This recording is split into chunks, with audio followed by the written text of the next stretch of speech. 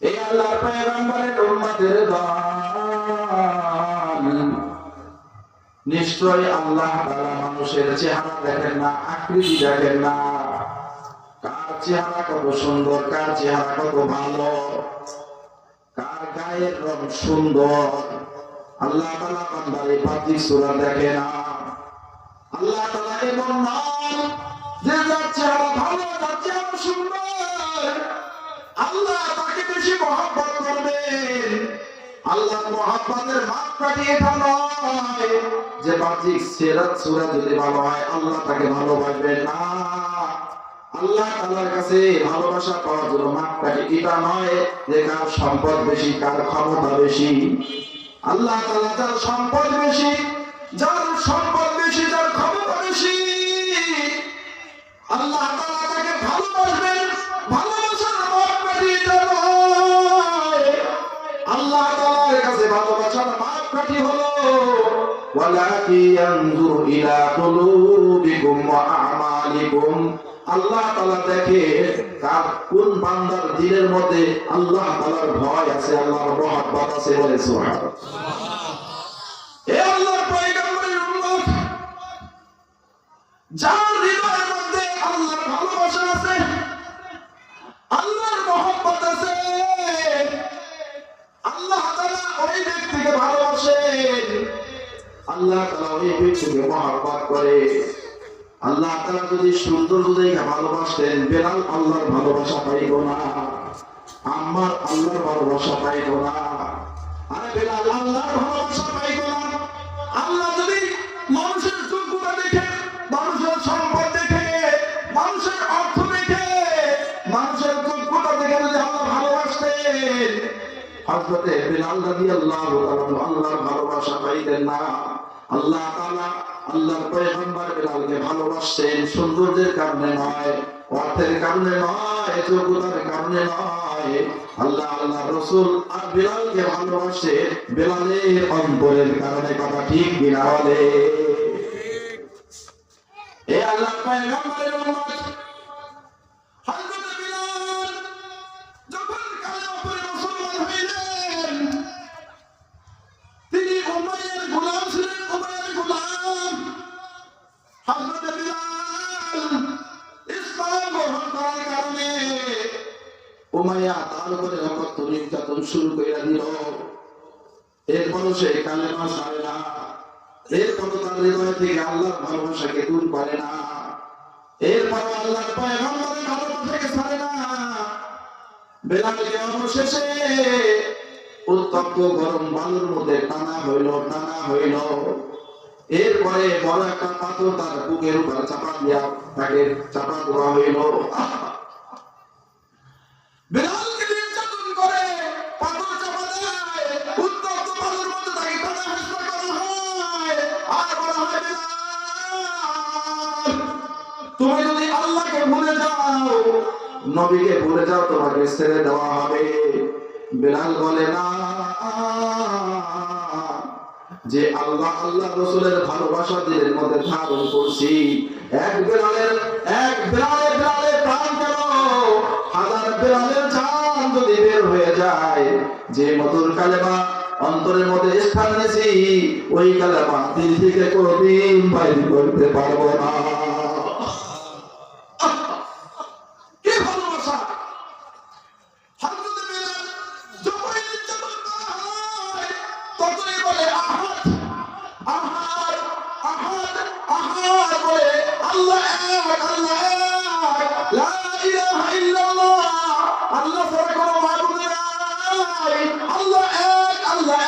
স্বীকার করে, বারবার আহার আহার শব্দ উচ্চারণ করে, আর কাফেররা তাকে নির্যাতনের দৃষ্টিগুলো চাপায় দেয়, তার উপর কাফেররা নির্যাতনকে বাড়িয়ে দেয়। আর বেলাল বলে, আহার আহার আমার আল্লাহ এক, আমার আল্লাহ ছাড়া এই দুনিয়া আর কেউ আমার বন্ধু না।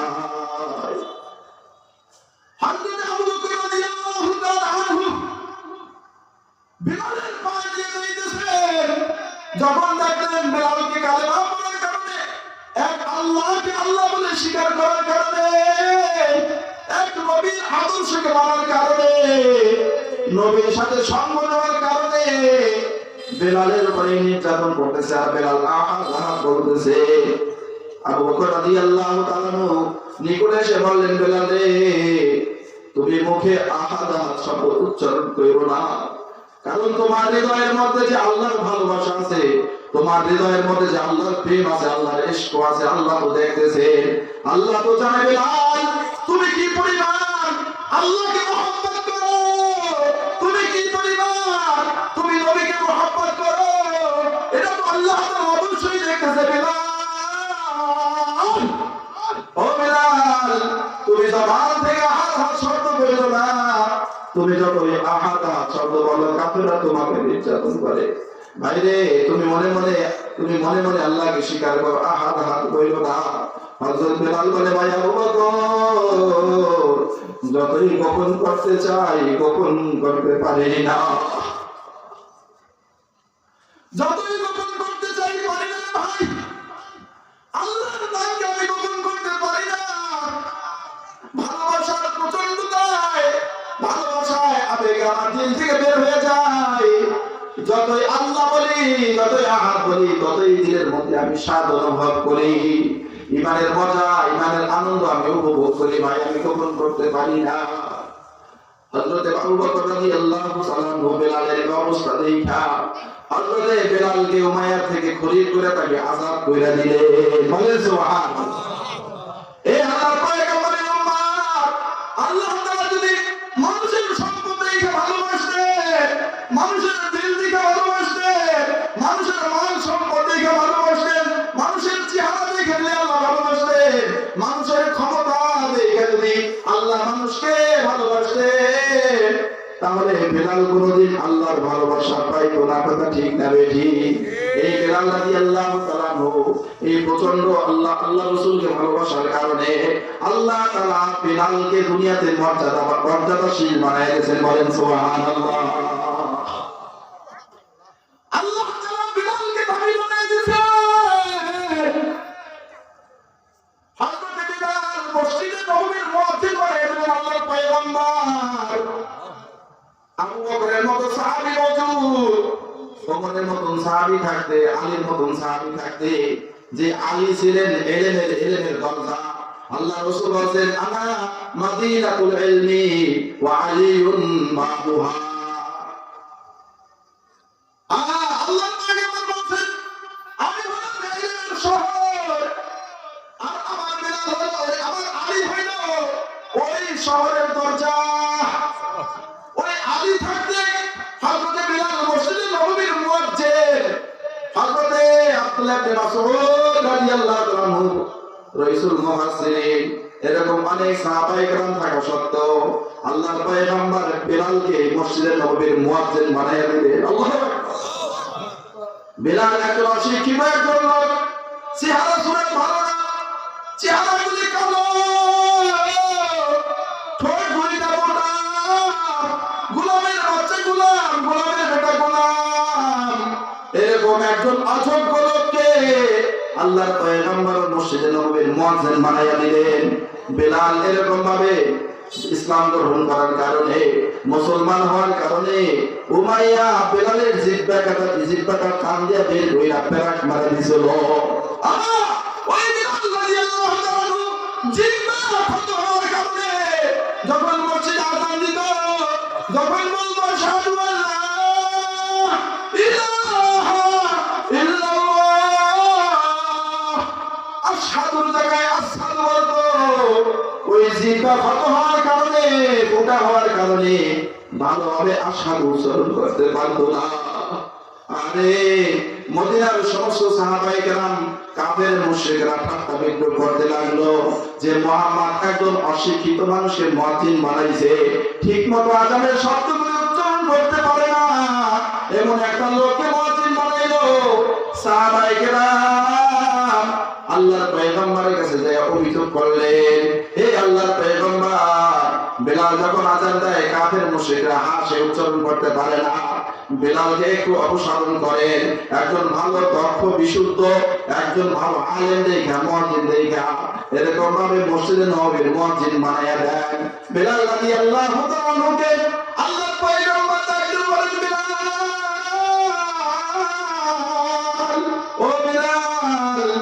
যখন আজান দাও কাফের মুশরিকরা আসে উপহাস করে, বেলাল রে আজকের থেকে তুমি আর আজান দিবা না। বেলাল রাদিয়াল্লাহু তাআলা কে মসজিদের মুয়াজ্জিনের পদ থেকে অপসারণ করে দিলেন। বেলাল যখন আজান দেয় না, অন্য নতুন মুয়াজ্জিন যখন ফজরের নামাজের আজান দিতে সূর্য উদিত হয় না, সাহাবায়ে কিরাম নতুন মুয়াজ্জিনের আজান শুনে যখন মসজিদে আসে সূর্য উদিত হয় না, বড় হয় না, সাহাবায়ে কিরাম আল্লাহর পয়গম্বর সাহাবায়ে কিরামদেরকে নামাজের অপেক্ষায় রইলেন। সূর্য উদিত হইতেছে না, আল্লাহ তাআলার কাছে ডাকতে বলেন, আল্লাহ সূর্য উদিত হইতেছে না কেন? আল্লাহ তাআলা আল্লাহর পয়গম্বরকে বলেন, হে আল্লাহর পয়গম্বর, যত সময় পর্যন্ত আপনি এই বিলালকে দিয়া ফজরের নামাজের আযান না দিবেন, কিয়ামত পর্যন্ত আর ফজরের সূর্য উদিত হবে না। আল্লাহু আকবার বলেন, আল্লাহু আকবার।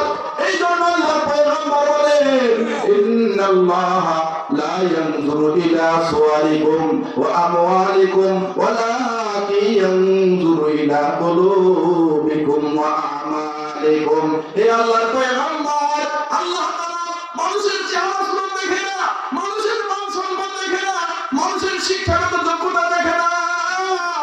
এই আল্লাহর পয়গম্বরের উম্মত, আল্লাহ তাআলা মানুষের ক্ষমতা দেখে না, আল্লাহ তাআলা দেখে মানুষের অন্তর, আল্লাহ দেখে মানুষের মন। কার হৃদয়ে আল্লাহর মহব্বত ভালোবাসা আছে, কার হৃদয়ের মধ্যে আল্লাহ পাকের ইশক মহব্বত আছে, কার হৃদয়ের মধ্যে নবীর মহব্বত আছে, ওই লোকটা যদি যার দিলের মধ্যে আল্লাহর মহব্বত আছে, আল্লাহর ভালোবাসা আছে, যার হৃদয়ের মধ্যে নবীর আদর্শ আছে, ওই লোকটা যদি দুনিয়ার ভ্যান চালক হয়, ওই লোকটা যদি রিকশা চালক হয়, ওই লোকটা যদি দিন মজুর করা হয়, ওই লোকটা যদি একবারে নিঃস্ব হয়, ওই লোকটা যদি টাকা পয়সাওয়ালা ছাড়া হয়, ওই লোকটা যদি কোনো ক্ষমতা দুনিয়াতে না থাকে, হৃদয়ের মধ্যে আল্লাহর ভালোবাসা নবীর আদর্শের মহব্বত থাকার কারণে আল্লাহ তাআলা ওই লোকটাকে দুনিয়াতে বেশি মহব্বত করে। বলেন সুবহানাল্লাহ। এই আল্লাহর পয়গম্বরের উম্মত, এই বিলাল রাদিয়াল্লাহু তাআলা জমিনের মধ্যে হাঁটে, কিন্তু এই তার হাঁটার আওয়াজ আল্লাহর পয়গম্বর জান্নাতের মধ্যে যায় পায়। বলেন সুবহানাল্লাহ। আল্লাহর পয়গম্বর যখন মেরাজে গেলেন, জান্নাত জাহান্নাম ভ্রমণ করলেন, আল্লাহর পয়গম্বর জান্নাত পরিদর্শন করার জন্য চাইতেছেন, দেখে কার জানি কদমের টক টক টক টক করে হাঁটার আওয়াজ পাওয়া যায়, জুতার আওয়াজ পাওয়া যায়। আল্লাহর পয়গম্বর জিবরিলকে বললেন, হে জিবরিল, এই লোকটাকে কার জুতার আওয়াজ? আল্লাহর পয়গম্বরকে জিবরাইল আলাইহিস সালাম বললেন, ইনি হলেন আব্বুকা বিলাল, ইনি হলেন আপনার বান্দা, আপনার গোলাম বিলাল। আল্লাহর পয়গম্বর যখন মিরাজ থেকে আসলেন, ফজরের নামাজের পরে আল্লাহর পয়গম্বর বিলালকে বললেন, বিলাল তুমি একটু বসতে যাবে না? বেলাল যখন বসলেন, আল্লাহর পয়গম্বর জিজ্ঞাসা করলেন, বেলাল আইয়ু আমালিন আমিলতাহু ইয়া বেলাল, হে বেলাল এমন কি আমল তুমি করো যে আমলের কারণে জান্নাতে আমি তোমার পায়ের আওয়াজ শুনতে পাইলাম? তুমি থাকো জমিনে, তোমার পায়ের আওয়াজ আমি জান্নাতে শুনতে পাইলাম, কি আমল তুমি করো বেলাল? আল্লাহর পয়গম্বরের সাহাবী বেলাল বললেন, ইয়া রাসূলুল্লাহ, ইয়া হাবিবাল্লাহ,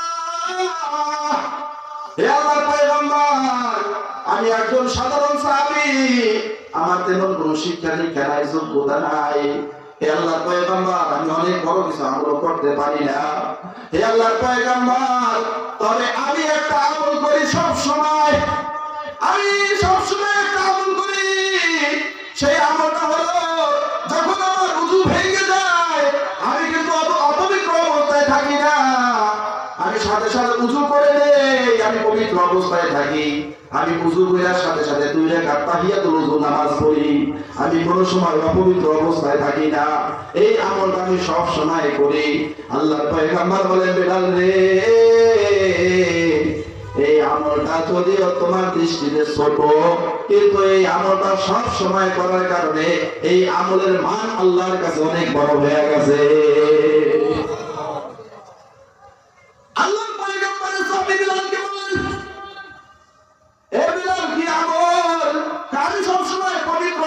থাকি। আল্লাহ পয়গম্বর বলেন বেলাল, এই আমলটা তুমি সব সময় করার কারণে আমি যখন জান্নাতে গেলাম, জান্নাত ভ্রমণ করলাম, তোমার মর্যাদা আল্লাহ তাআলার কাছে এই পরিমাণ বেড়ে গেছে যে আল্লাহ তাআলা জান্নাতের মধ্যে তোমার পায়ের আওয়াজ আমি নবীকে আল্লাহ শুনাইয়া দিয়েছে। আল্লাহু আকবার বলে, আল্লাহু আকবার। এ আল্লাহর পয়গম্বরের উম্মত সব সময় পবিত্র অবস্থায় থাকার জন্য চেষ্টা করবেন, কারণ আল্লাহ তাআলা দুই শ্রেণীর মানুষকে বড় পছন্দ করে, বড় ভালোবাসেন। ইন্নাল্লাহ ইউহিব্বুত তাওয়াবিন ওয়া ইউহিব্বুল মুতাতাহহিরিন। এই আল্লাহর পয়গম্বরের উম্মত আল্লাহ তাআলা দুই শ্রেণীর মানুষকে বড় মহব্বত করেন। এক নম্বর হলো যে ব্যক্তি সব সময় তওবা করে, জোরে কোন কি করে?